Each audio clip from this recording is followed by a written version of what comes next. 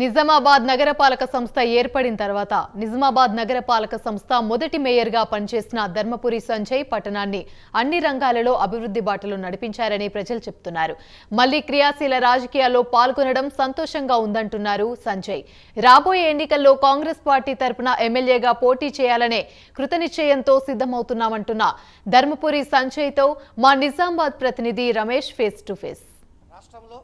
కాంగ్రెస్ పార్టీని 2 సార్లు అధికారంలోకి తీసుకొచ్చి మరి ఏర్పడిన తర్వాత కాంగ్రెస్ పార్టీ అధికారంలోకి వచ్చిన తర్వాత నిజామాబాద్ జిల్లా ఏదైతే ఉంటుందో నిజామాబాద్ జిల్లా కేంద్రాన్ని నగరపాలక సంస్థగా మార్చిన తర్వాత మరి మొదటి మేయర్గా కాంగ్రెస్ పార్టీ అభ్యర్థి ధర్మపురి సంజయ్ గారు ఉండడం, మరి తాను ఈ యొక్క నిజామాబాద్ పట్టణాన్ని పూర్తి స్థాయిలో కాంగ్రెస్ హయాంలో అభివృద్ధి పరచడం జరిగింది. మరి ఆ అభివృద్ధి లోపల తన భాగస్వామ్యం ఎంతో ఉందని, కృషి ఉందని ఇప్పటికి కూడా ఎంతోమంది చెప్తుంటారు. మరి అదేవిధంగా కాంగ్రెస్ పార్టీని కూడా జిల్లాలో అన్ని రకాలుగా ముందుకు తీసుకురావడం, అభివృద్ధి పరచడం, మరి 10 సీట్లకు 10 సీట్లు గెలుచుకున్న ఆ యొక్క ఘనత వారికే దక్కుతుందని చెప్పి మనం చెప్పొచ్చు. మరి వారు మనతో ఉన్నారు, వారిని అడిగి తెలుసుకుందాం. సార్ చెప్పండి సార్, కాంగ్రెస్ పార్టీ అధికారంలో ఉన్నప్పుడు అంటే గతంలో మీ నాన్నగారు డిసిసి చైర్మన్గా ఉన్నప్పుడు, పిసిసి చైర్మన్గా ఉన్నప్పుడు వారు అధికారంలోకి తీసుకురావడం జరిగింది కాంగ్రెస్ పార్టీని 2 సార్లు. అంతేకాకుండా మీరు ఇక్కడ ధర్మపురి సంజయ్ గారు నిజామాబాద్ నగరపాలక సంస్థకు మొదటిగా ఏర్పడిన తర్వాత మొదటి మేయర్గా మీరు అయ్యారు. అయిన తర్వాత కూడా ఈ యొక్క నగరాన్ని అన్ని రంగాల్లో అంటే ప్రతి రంగంలో ఇది అభివృద్ధి చేయాలని కాదు, ప్రతి రంగంలో కూడా అభివృద్ధి పరచడం అనేది జరిగింది మీరు. మరి ఇప్పుడు ఆ యొక్క స్మృతులు ఏ విధంగా ఉంటున్నాయి, మరి ఇప్పుడున్న నగరపాలక సంస్థ ఏ విధంగా పనిచేస్తుంది, దానిపైన మీ అభిప్రాయం ఏంటో ఒకసారి.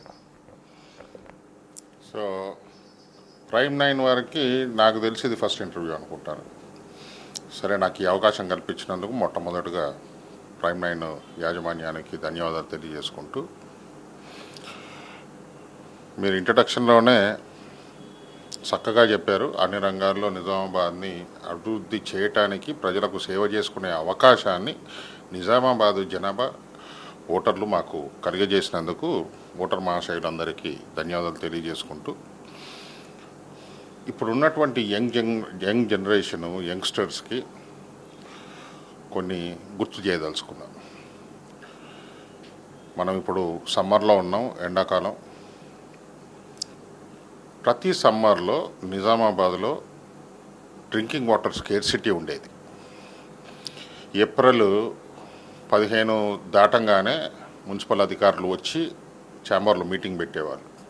ఇంకా కేవలం వారం రోజులకు సరిపడా వాటరే ఉన్నాయి, మే నెలలో అసలు వాటరు ఎట్లా సప్లై చేయగలుగుతాము అని 2 రోజులకి 3 రోజులకి 4 రోజులకు ఒకసారి వాటర్ వచ్చే పరిస్థితి ఉండేది నిజామాబాద్లో. చాలా చోట్ల అసలు వాటర్ రాని పరిస్థితుల్లో వాటర్ ట్యాంకర్లను పెట్టి వాటర్ సప్లై చేసే పరిస్థితి ఉండేది.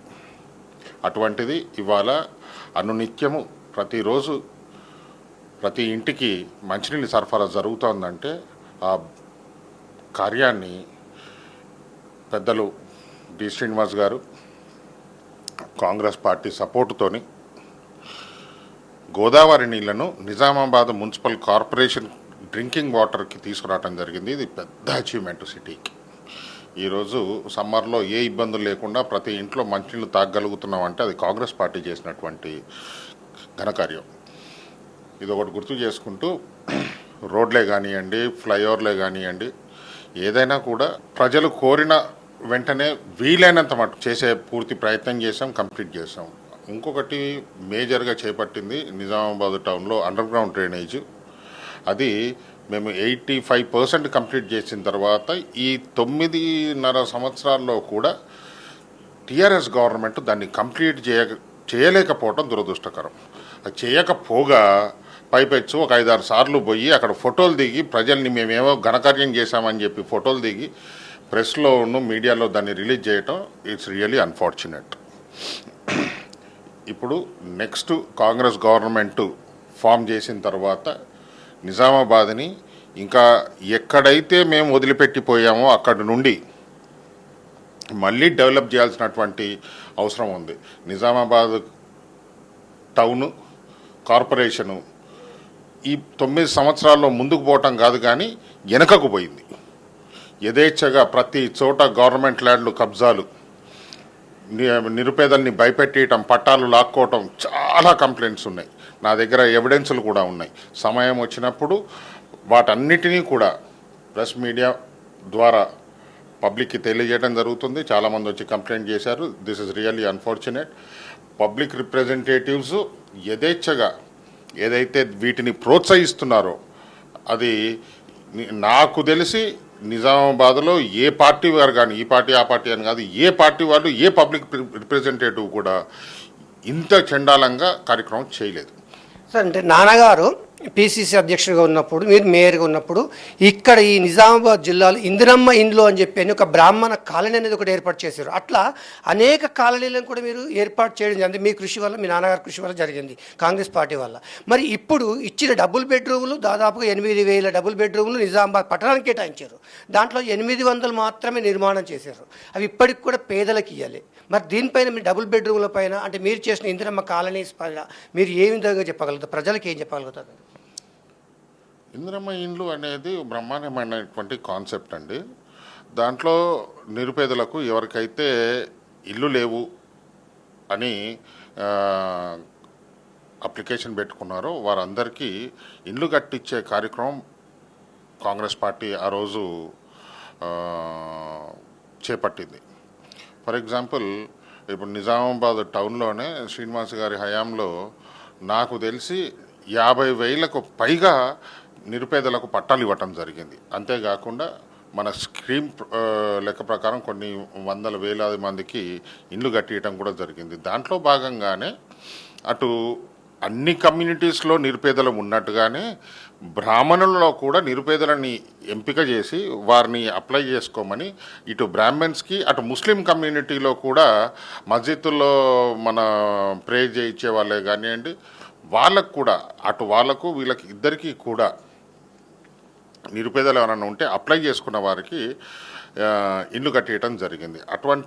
దాంట్లో భాగంగానే ఇటు నాగారం ఏరియాలో బ్రాహ్మిన్స్ కాలనీ అని చెప్పేసి ఒక కాలనీ ఏర్పడింది. ఇది నాకు తెలిసి ఈ చుట్టుపక్కల ప్రాంతంలో మన రాష్ట్రంలోనే మొట్టమొదటిసారిగా ఇటువంటి కార్యక్రమం చేశారని చెప్పి మేము సగౌరవంగా తెలియజేసుకుంటాం. ఇంకోటి సార్, అంటే ఈ మధ్యలో అంటే మీకు ధర్మపురి గారికి మరి మీకు సంజయ్ గారికి అంటే మీ నాన్నగారి మధ్యలో జరుగుతున్న కొన్ని చిన్న సంఘటనలు అది ఏ విధంగా చూసుకోవచ్చు? అంటే అది తొందరగా సమసిపోతాయా, లేకుంటే ఇతర ప్రతిపక్షాలకు కూడా మనము మాట్లాడే అవకాశాలు ఏమన్నా అంటే ఇచ్చినట్టు అవుతుందా అని చెప్పి అందరూ కూడా అనుకుంటున్నారు. మరి దానిపైన మీరేమనుకుంటారు? అది ఆల్మోస్ట్ ఇప్పుడు చల్లబడిపోయినట్టుంది ఇష్యూ. కానీ ఏదైతే జరిగిందో జరగకూడదు, అది జరగాల్సింది కాదు. That's really unfortunate. శ్రీనివాస్ గారు తన మనసులో ఉన్న మాటని నా ఒక్కడికి ఏదో సీక్రెట్గా చెప్పటం కాదు, అతని స్నేహితులకే కానివ్వండి, వందలాది మంది కార్యకర్తలకు నిజామాబాద్ కానీ ఈ రాష్ట్రంలో చాలామందికి అతని మనసులో ఉన్న మాట చెప్పుకోవటం జరిగింది. తన కోరిక మేరకే కాంగ్రెస్ పార్టీలో తను చేరడం జరిగింది. బలవంతంగా ఎవరో తీసుకెళ్ళి ఎవరినో ఏమో చేసేది కాదు అది. అటువంటిది బలవంతంగా తనతోని ఆ కార్యక్రమం లెటర్ రాపియటం కానివ్వండి, ఆ వీడియో తీయటం కానివ్వండి, ఇది చాలా దురదృష్టకరం. ఎవరైతే ఇది చేశారో వాళ్ళకు పర్సనల్గా నష్టం, వాళ్ళ పార్టీకి కూడా నష్టం అండి. అంటే కాంగ్రెస్ పార్టీలో మీరు జాయిన్ అయిన తర్వాత మరి ఎమ్మెల్యేకి ఆస్పిరెంట్గా మీరు ఉన్నారండి, అందరు అంటున్నారు.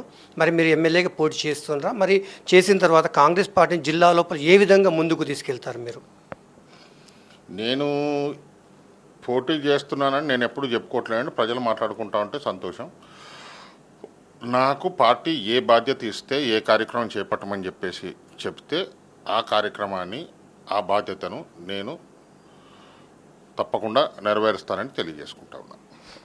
ఇది సంజయ్ గారి అభిప్రాయం. ఎందుకంటే జిల్లా లోపల కాంగ్రెస్ పార్టీని అన్ని విధాలుగా అభివృద్ధి చేస్తాము. మా ఏదైతే అదే కాకుండా మా ఇంటి లోపల అంటే మా కుటుంబ సభ్యుల మధ్య జరిగిన చిన్న ఏదైతే ఇది ఉంటుందో టీ కప్పుల తుఫాన్ లాంటిది, ఇవన్నీ కూడా సంసిపోయి మళ్ళీ తర్వాత మేము ఎవరికి కూడా ఇది కాకుండా అవకాశం ఇవ్వకుండా కూడా మేము చూసుకుంటూ మా యొక్క ఆ పార్టీని మరియు మేమందరం కూడా ఈ నిజామాబాద్ జిల్లాను కూడా ముందుకు తీసుకెళ్తాము. కాంగ్రెస్ పార్టీ ఏ బాధ్యత ఇచ్చినా కానీ మేము శిరసా వహించి పనిచేస్తామని వారు చెప్తున్నారు. Camera person ప్రవీణ్తో Ramesh,